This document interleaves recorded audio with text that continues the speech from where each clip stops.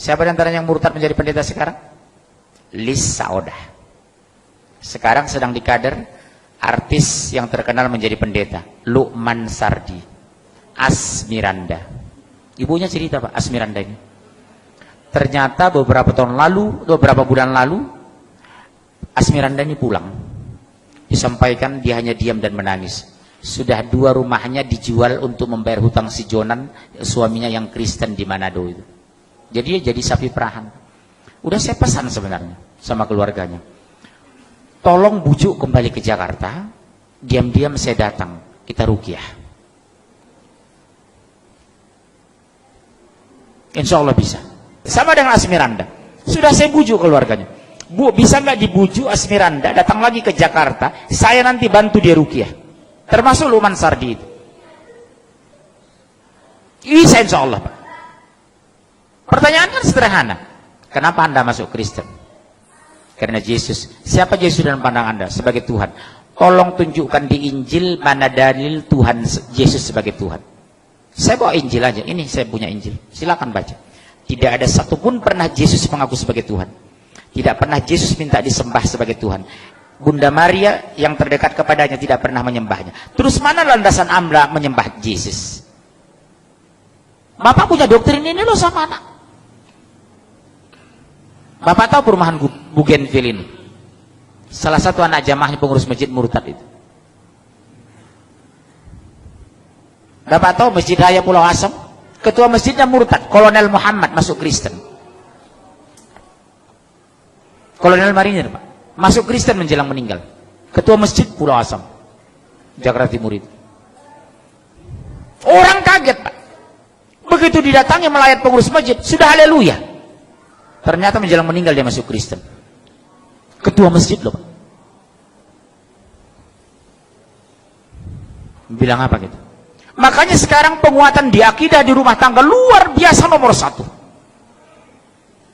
Satu diantaranya apa? Dekatkan anak kepada Al-Quran. Enjoykan anak dengan Islam. Gembirakan anak ke masjid. Jadikan masjid pusat pembinaan anak Islam. Sekarang maaf. Begitu seriusnya kita di sini orang tua, jujur, kemana anak-anak muda kita? Kenapa tidak hadir di sini? Jujur, ayo. Kalau anak saya paksa ke masjid ikut saya. Subuh itu anak-anak kecil saya bangun itu jam 4. Bangunnya nak, kita ke masjidnya nak, bangun nak, bangun. Nanti kalau terlalu capek kamu, habis dari masjid tidur ya nak. Tolong jawab ayah lo nak. 1 menit pun ayah tidak bisa masukkan kamu ke surga lo nak, demi Allah.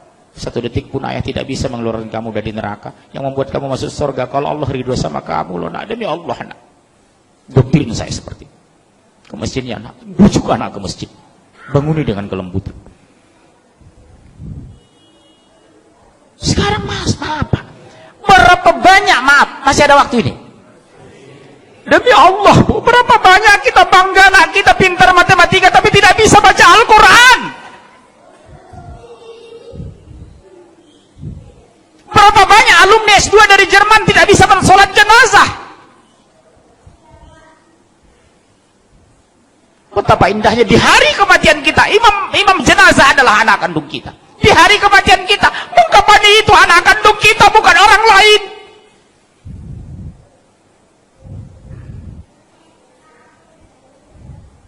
Saya pergoki Pak, demi Allah, jamaah saya 9 sekeluarga, semua orang kaya. 5 laki-laki, 4 perempuan. Di hari kematiannya sibuk nelpon saya, tolong Ustaz carikan yang memandikan ibu kami. Subhanallah. Betapa sakitnya hati seorang ayah di hari kematiannya, anak menjadi penonton. Betapa indahnya hati seorang ayah di hari kematiannya, membuka busananya anak kandungnya, memandikan anak kandungnya, imam jenazah anak kandungnya. Makanya kata Rasulullah, orang yang paling berhak terhadap jenazah adalah ahli warisnya, saudara senasabnya. Sab pertama anak dan mantu kita. Sab kedua saudara sepupu kita. Sab ketiga tetangga kita. Sab keempat teman kerja. Jangan kita merapat ke depan yang bukan hubungan darah dengan jenazah. Makanya saya kalau masuk jenazah ke masjid, Pak mau jadi imam? No. Ada anak kandung nggak? Maaf ya Pak, nggak ada. Saudara kandung ada nggak? Sepupunya nggak? Dia lebih berkewajiban dari saya Pak. Bukan saya nggak mau jadi imam jenazah.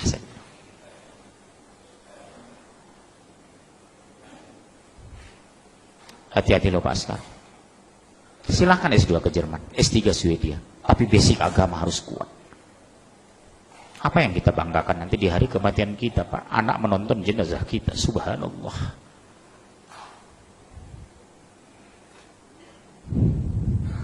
Di dunia saja sudah dipermalukan, apalagi di akhirat. Begitu diminta pertanggungjawaban di padang mahsyar, apa yang kita jawab? Anak tidak bisa Al-Quran, sholat banyak tinggal. Hampir di semua pengajian yang melibatkan anak, saya tanya jujur, nak, kelas berapa nak? Seperti kemarin, kelas berapa nak? Kelas 3 SMA Pak. Subuh tadi? Enggak Pak. Bisa ibu kandungnya, demi Allah senyum Pak, bukan malu, bukan nunduk. Mana ibu kamu? Itu Pak, senyum ibunya. Allahu Akbar. Enggak subuh dah? Enggak Pak. Sering tinggal sholat? Sering. Sholat apa? Subuh dengan Isya. Isya kecapean, subuh kesiangan. Ibunya santai Pak. Maaf ya Pak, demi Allah, demi Allah. Tolong kita koreksi istri kita di rumah pulang nanti, tolong kita koreksi. Bagaimana Allah membela kita? Allah biarkan akidah terluntar. Tauhid belum lurus, baca Al-Quran nggak bisa, sholat tidak tepat waktu. Mau bagaimana Allah mau menjaga kita? Makanya ittaqullah haqqa tuqatih.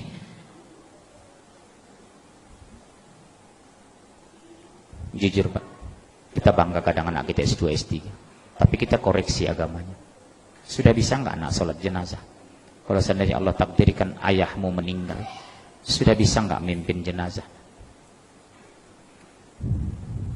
Masya Allah, subhanallah. Ini renungannya Pak. Saya nggak tahu apa ada masjid lagi 50 tahun lagi di Jawa Barat.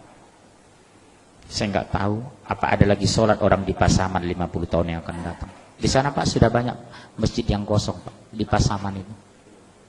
Disuruh sholat, maaf saya pakai bahasa Padang, Anda adu piti di masjid. Bapak yang orang Padang Pak, hati-hati sekarang. Di Pasaman itu Pak, sudah banyak kita pergoki masjid yang terlantar, tidak ada azan lagi. Kita ajak sholat Pak, Pak ke masjid Pak, nggak ada uang di masjid, ngapain ke masjid? Sumbar loh. Yang dulu saya bangga dengan orang Aceh, yang dulu bangga saya dengan orang Padang, sekarang kebanggaan itu berkurang Pak, mungkin habis tergerus. Di mana lagi pertahanan Islam di Sumatera? Dulu saya bangga dengan orang Sunda. Setelah masuk saya Cianjur, ternyata sudah dipenuhi gereja. Makanya Pak, demi Allah, pulanglah ke kamu, pulanglah. Berjuang ini Pak, berhenti kita mati, mundur kita hancur. Subhanallah. Apa yang kita benahi? Kondisi akidah, tauhid ini. Di sini Pak, tak mungkin anak mau sholat kalau tidak mengenal Allah. Subhanallah.